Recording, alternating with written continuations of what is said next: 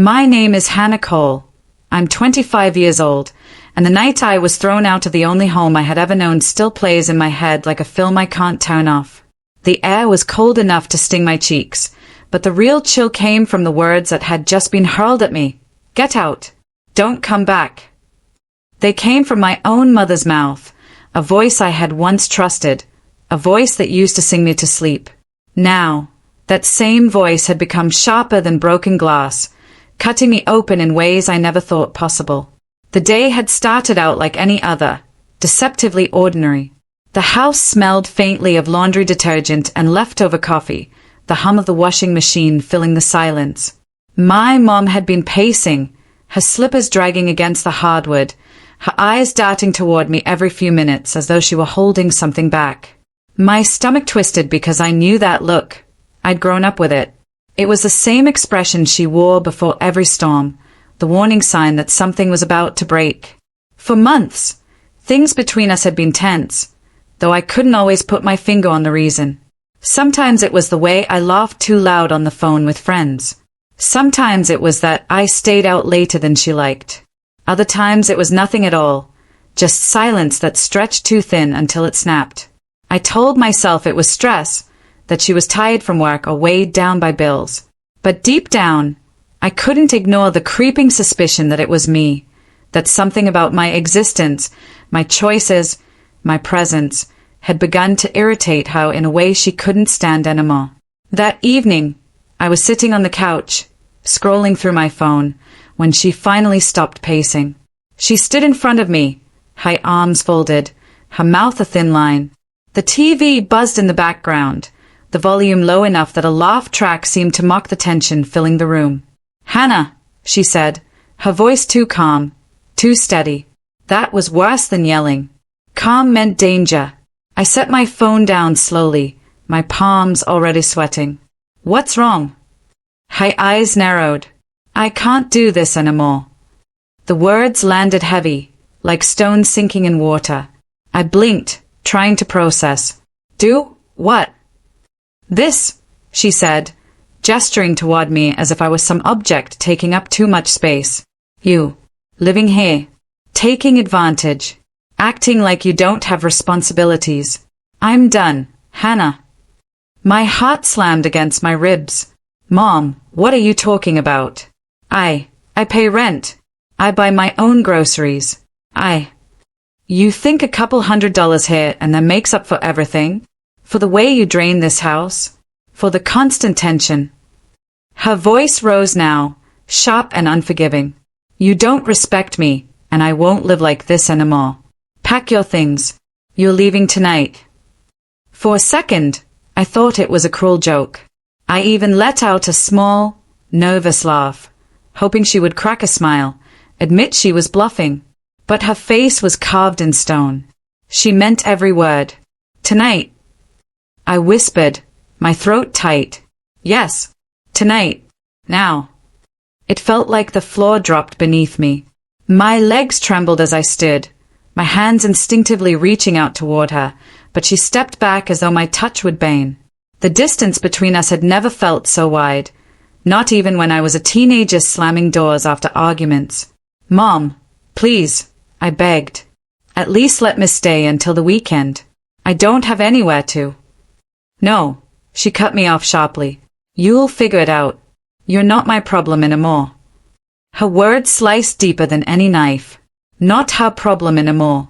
I was her daughter.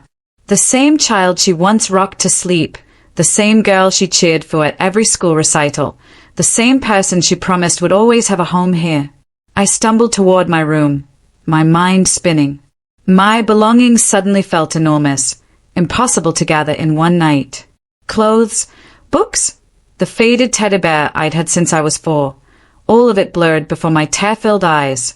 My hands shook as I shoved things into a duffel bag, the zipper snagging like it didn't want to cooperate with the urgency of the moment. The whole time, I kept listening, half expecting her footsteps in the hallway, half hoping she'd change her mind, storm in, and say she didn't mean it. But the house stayed quiet except for the faint creak of floorboards as she moved about, her voice murmuring to someone on the phone. I couldn't catch the words, but the tone was steady, cold, as though throwing out her daughter was nothing more than a routine decision. Every memory in that house seemed to haunt me as I packed. The spot on the wall where we measured my height with pencil marks. The dent in the kitchen counter from the time I dropped a glass measuring cup. The porch swing we used to sit on together in the summer evenings, drinking lemonade and watching fireflies. Now those memories felt poisoned, contaminated by the reality of what was happening. By the time I dragged my bag to the door, my chest was heaving with silent sobs. My mother stood in the living room, arms crossed, expression unreadable. For a fleeting moment, I searched her face for some sign of regret, some flicker of softness. But there was nothing. "Go," she said simply. I swallowed hard, the lump in my throat making it almost impossible to speak. "Where am I supposed to?" "You'll figure it out," she repeated, cutting me off like I was a nuisance. Her words hit me like a slap. My eyes burned, but I refused to let the tears fall in front of her. I tamed, opened the door, and stepped out into the night. The air was colder than I remembered, the wind biting against my skin, carrying away the last shred of warmth I had felt inside that house. The door shut behind me with a finality that echoed in my ears. I stood on the porch, my bag at my feet, staring at the place that had been my shelter, my comfort, my prison, all at once. It no longer belonged to me. That was the night everything changed. That was the moment I realized home wasn't always safe, that blood didn't always mean loyalty, and that sometimes the people you depend on most are the ones who push you hardest into the dark. And standing there, breath visible in the night air, I knew I had no choice but to make a decision that would alter my life forever. The night air clung to me like ice as I stood on the porch, my duffel bag digging into my shoulder. For a moment, I couldn't move. My legs felt glued to the ground, as though stepping off that porch meant crossing into a version of my life I wasn't prepared for. Cars passed occasionally on the street, the headlights washing over me before fading into darkness again. Each one felt like a spotlight exposing my shame, reminding me I no longer belonged inside the house just a few feet behind me. I finally forced myself down the steps, my sneakers crunching against the gravel of the driveway. My breath fogged in front of me, and I hugged my jacket tighter even though it did little to keep me warm. I had no plan, no destination, just the heavy reality that my mother's words weren't an empty threat. I was on my own.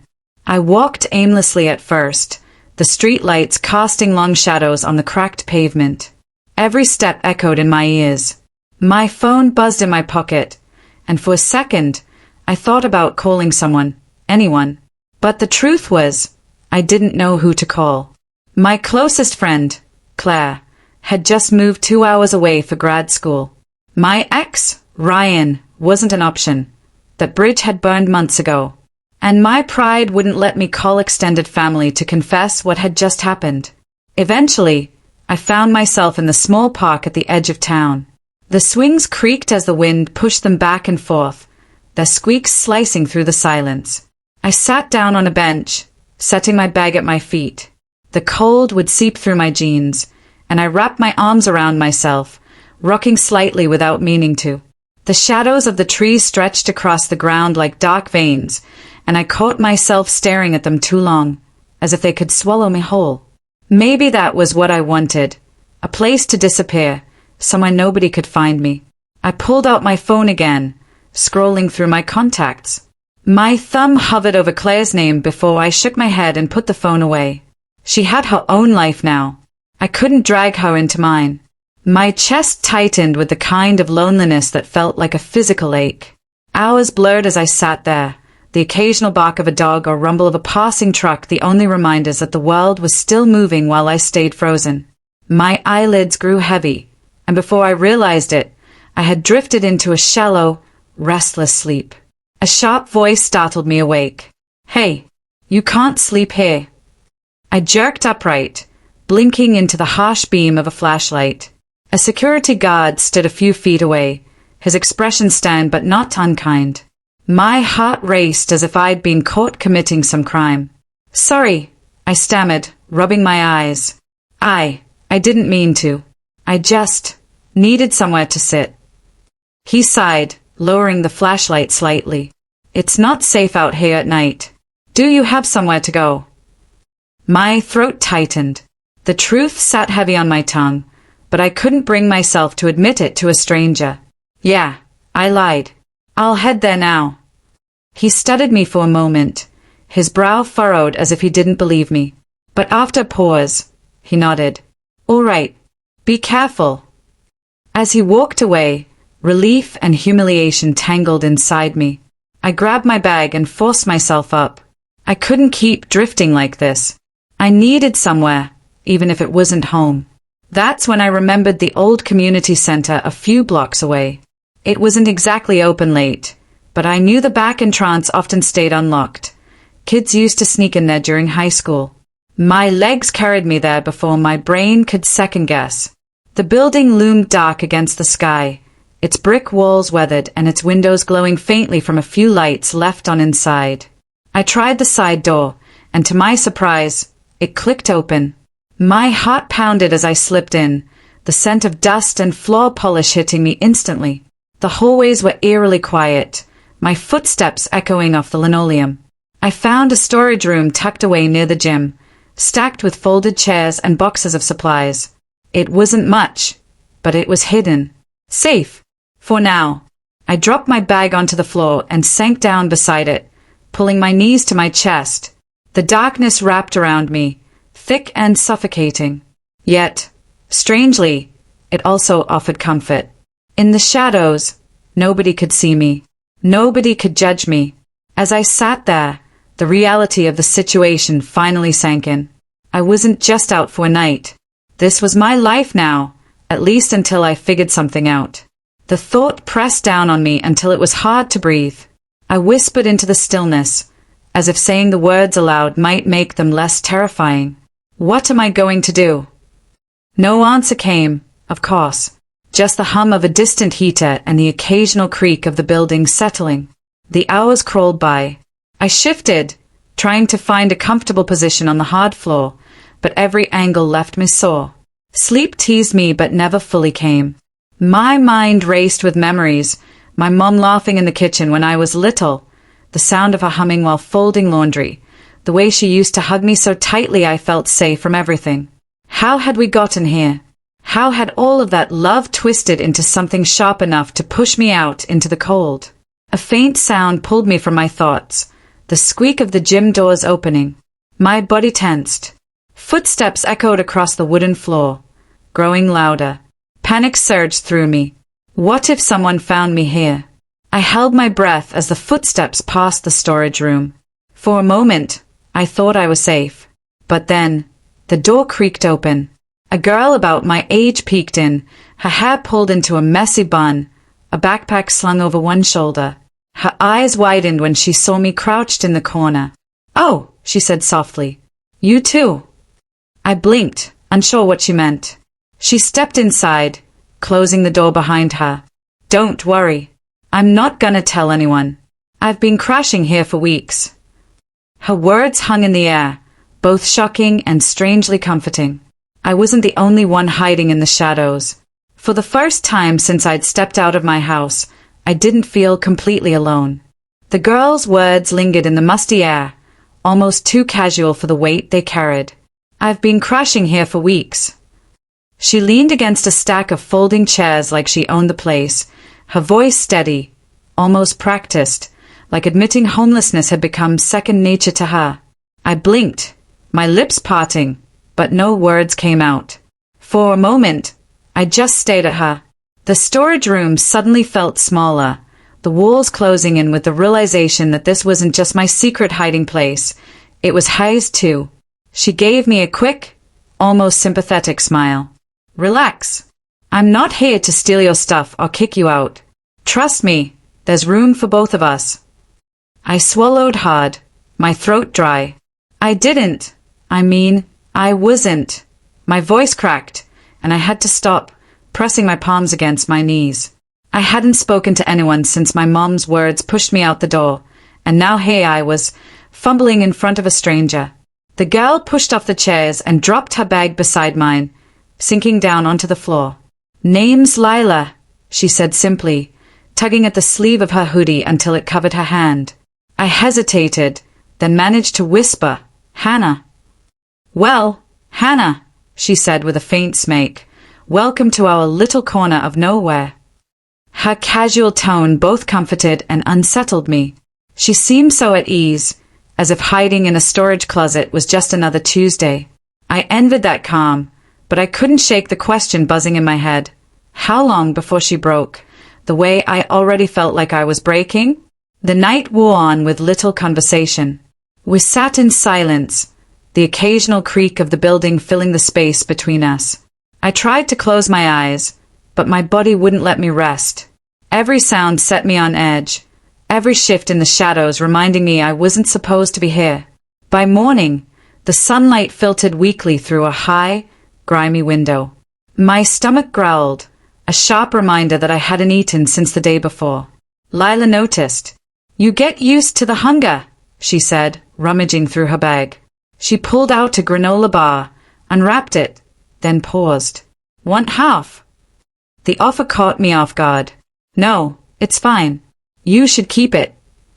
Her eyes narrowed, and before I could protest again, she snapped the bar in two and shoved a piece into my hand. "Don't be stubborn. You'll need your strength." I stared at the broken half resting in my palm. It was small, barely anything, but in that moment, it felt like more kindness than I'd been shown in weeks. My chest tightened as I took a bite, the sweetness almost overwhelming. Over the next few days, Lila and I fell into a strange rhythm. She seemed to know the building's schedule, when the staff came in, when the doors locked, when it was safe to move around. She showed me the vending machine in the lobby that sometimes got stuck, spitting out snacks if you hit it just right. She even pointed out a bathroom in the basement where the lights barely worked but the water still ran. It wasn't much, but it was survival. Still, beneath the surface of our fragile comfort, cracks began to show. I noticed it first in Lila's eyes. Sometimes, when she thought I wasn't looking, her gaze would go distant, clouded with something heavier than exhaustion. Other times, she'd snap suddenly, her voice sharp if I asked too many questions. One evening, as we sat cross-legged on the floor sharing a stale bag of chips, I finally asked, "How long have you been here? Like this?" Her jaw tightened. She crumpled the chip bag and tossed it aside. "Long enough." I waited, hoping she'd continue. When she didn't, I pressed gently. "Don't you have family?" She shot me a glare, her tone cold. "We all had family once." The silence that followed was heavier than the shadows. I bit my lip, wishing I hadn't asked. But the question hung there between us, unanswered, deepening the mystery of who Lila really was. Later that night, I woke to the sound of muffled crying. At first, I thought I was dreaming, but then I turned and saw her, curled up against her backpack, her face buried in her arms. The sight twisted something inside me. She'd built such a wall around herself during the day, but in the dark, the cracks revealed themselves. I didn't know what to say. I wanted to comfort her, but the words stuck in my throat.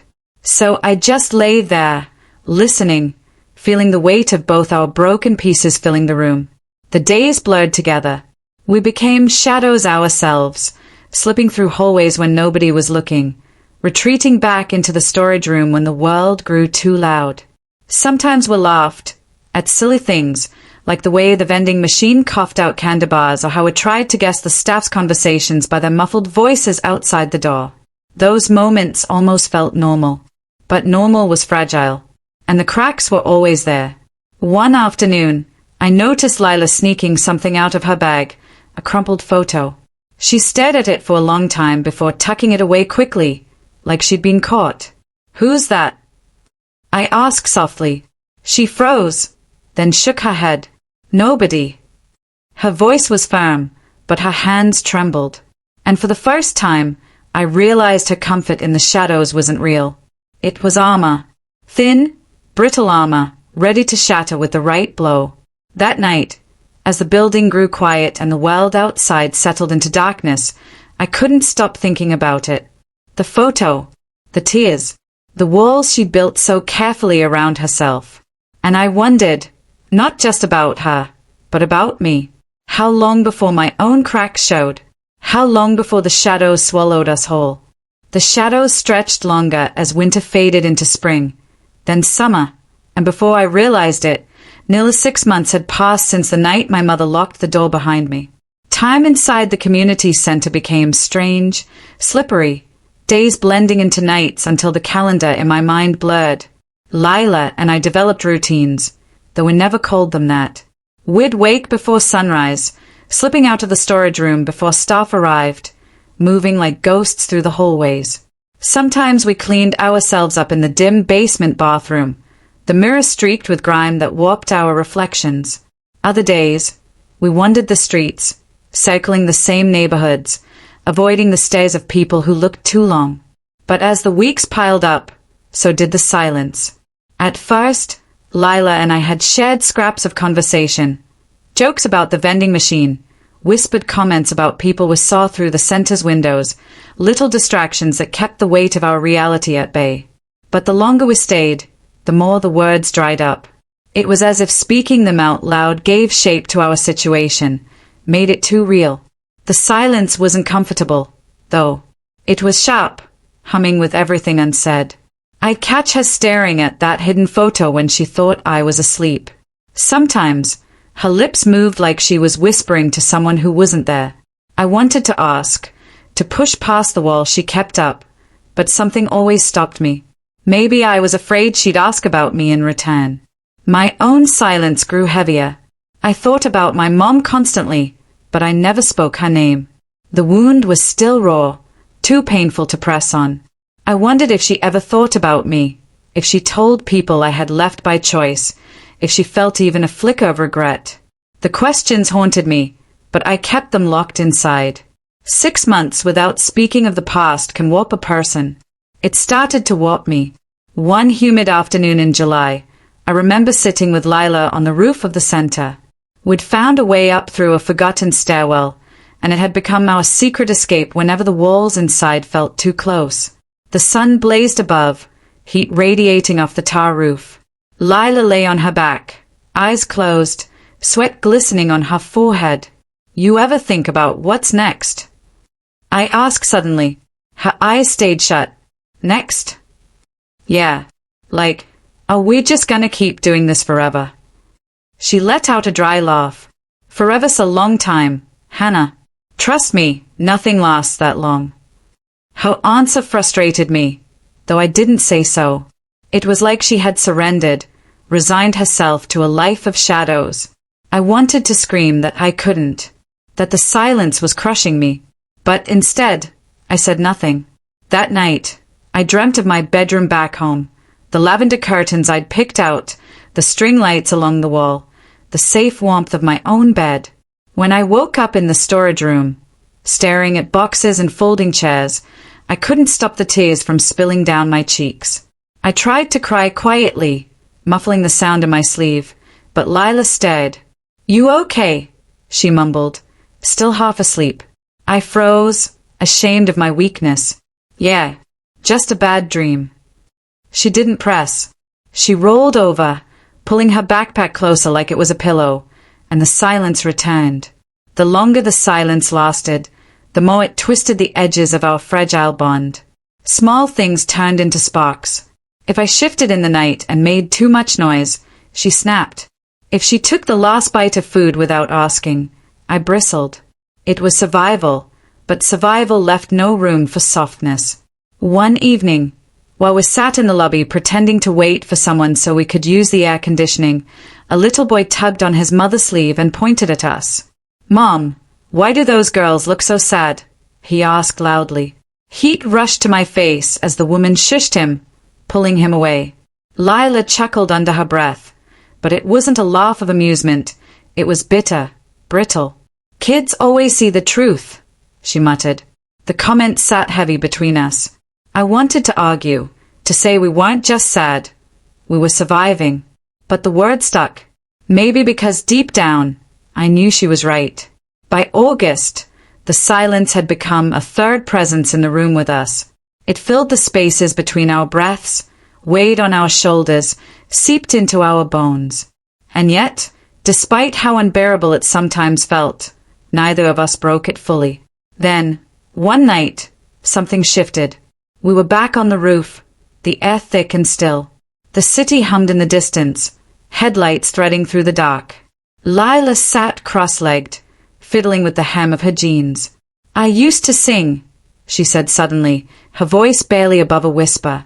I turned to her, startled. "Sing?" "Yeah." Her lips curled into a faint smile, one that didn't reach her eyes. "Choir, talent shows, stupid karaoke nights with my dad. He said my voice could break glass if I wasn't careful." It was the first real piece of her past she had ever shared. My chest tightened, and I held my breath, afraid that if I spoke, she'd retreat back into silence. But she kept going. Then he left, and after that, I stopped singing. Her voice cracked on the last word. She blinked quickly, looking away, as if embarrassed by the vulnerability she'd let slip. I wanted to reach out, to tell her that I understood what it felt like to lose something you thought was unshakable. But my own silence betrayed me. I stayed still, the words burning on my tongue but never making it out. The moment passed. She wiped her face with her sleeve, muttered something about the heat, and stood. As she walked back toward the stairwell, I sat frozen under the weight of what she had revealed. For 6 months, we had shared shadows, food, even silence. But in that one moment, I realized the silence wasn't just about survival. It was about pain. Pain so deep that words couldn't contain it. And as much as the silence suffocated me, part of me began to fear what would happen the day it finally broke. I stayed on the roof long after Lila disappeared down the stairwell, the night air pressing against my skin, sticky and heavy. My chest ached with all the words I hadn't said. By the time I finally climbed down and slipped back into the storage room, she was already curled up with her back to me, her face hidden. The silence between us felt sharper than ever, but neither of us broke it. The next morning started like any other. We moved through the halls with practiced stealth, slipping past the offices before the staff trickled in. I splashed cold water on my face in the basement bathroom, staring at the warped reflection in the streaked mirror. My eyes looked hollow, older somehow, like the months had carved lines into me I wasn't ready to carry. When I returned to the storage room, Lila was pacing. Her movements were quick, jerky, like she couldn't keep still. "Something feels off," she muttered, glancing toward the door. I frowned. "What do you mean?" She didn't answer right away, just pressed her ear against the wall. After a long pause, she turned back to me, her face pale. "Listen." At first, I heard nothing but the hum of the vents. Then, faint footsteps. Too many. Heavy. Purposeful. They echoed through the hall in a way I'd never noticed before. My pulse quickened. "They're checking the building," Lila whispered. "I told you this couldn't last forever." Her words hit me like a strike to the chest. The footsteps grew louder, closer. My mouth went dry. "What do we do?" "Stay quiet," she hissed, dragging me down beside her. We crouched between boxes, our bodies pressed into the shadows. My heart thudded so loudly I was sure whoever was out there could hear it. The footsteps stopped right outside the door. Then came the knock. It wasn't gentle. It was sharp, deliberate, echoing through the room like a warning. I froze, my breath catching in my throat. Lila's hand shot out, gripping mine so tightly it hurt. "Anyone in there?" a voice called. Male, deep, authoritative. Not a janitor, not a passerby. Someone official. I couldn't move. My entire body trembled. The knock came again, harder this time. "This is maintenance. Open up." Lila shook her head furiously, mouthing "Don't." Her nails dug into my skin. Silence stretched. Then the sound of keys jingling. My stomach dropped. They had a way in. Panic surged through me. I imagined the door swinging open, a beam of light flooding the room, exposing us like rats in a trap. Every muscle screamed at me to run, but there was nowhere to go. The doorknob rattled. I squeezed my eyes shut, bracing for it. But then, a sharp buzz cut through the air, followed by a voice over the building's intercom. All staff, please report to the front office immediately. The jingling stopped. The man cursed under his breath. His footsteps retreated, fading down the hall. Only when the silence settled again did I realize I'd been holding my breath. I gasped, my lungs burning, my whole body shaking. Lila let go of my hand and collapsed back against the wall, her chest heaving. For a long time, neither of us spoke. The reality of how close we'd just come to being found clung to the air like smoke. Finally, she whispered, "They'll be back. Next time, we won't be so lucky." Her words lingered long after the echo of footsteps had vanished. That night, the storage room felt smaller than ever. Every creak in the building made me jump. Every distant voice sent my nerves on edge. Sleep was impossible. I lay staring at the ceiling, replaying the knock in my head. It had been so final, so commanding, like the outside world was reminding us it hadn't forgotten we existed. The next few days turned into a blur of paranoia. We moved more carefully, listening harder, speaking less. Even the vending machine felt risky. Lila grew more restless, pacing the room, chewing her nails until they bled. On the third night after the knock, she finally snapped. "We can't stay here, Hannah. They know. It's only a matter of time." Her voice was sharp, trembling with fear she rarely showed. I shook my head, desperation clawing at me. Where would we go? We have nothing, no money, no place to land. At least here we're sheltered. Sheltered, she spat, gesturing to the dark, cramped room. This isn't shelter.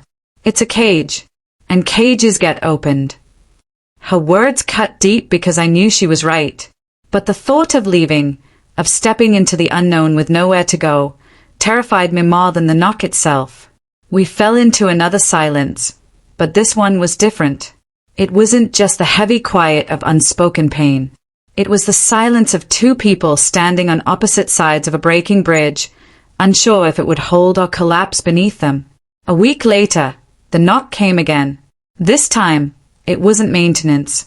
It was louder, more insistent. And it didn't come with a warning voice. Just pounding, fist after fist against the door, rattling it in its frame. I jumped to my feet, heart in my throat. Lila's eyes went wide. "Open up," a voice bellowed. Not calm, not professional, angry, demanding. We froze. The pounding grew harsher, faster. The door groaned under the pressure. Lila grabbed her bag, slinging it over her shoulder in one swift motion. "We have to go. Now." I hesitated, paralyzed by fear. But she grabbed my wrist, pulling me toward the back of the room. "There's another way out. Through the gym." The pounding echoed like thunder behind us as we slipped out, our footsteps pounding against the linoleum. My breath came in ragged gasps, adrenaline pushing me forward even as my legs threatened to give out. The hallway stretched ahead, dimly lit, every corner a threat. We darted through the gym doors, the vast darkness swallowing us whole. My chest ached, but I didn't dare slow down. Behind us, the pounding stopped, replaced by silence. That silence was worse than the noise. It meant they'd noticed, and it meant they were coming.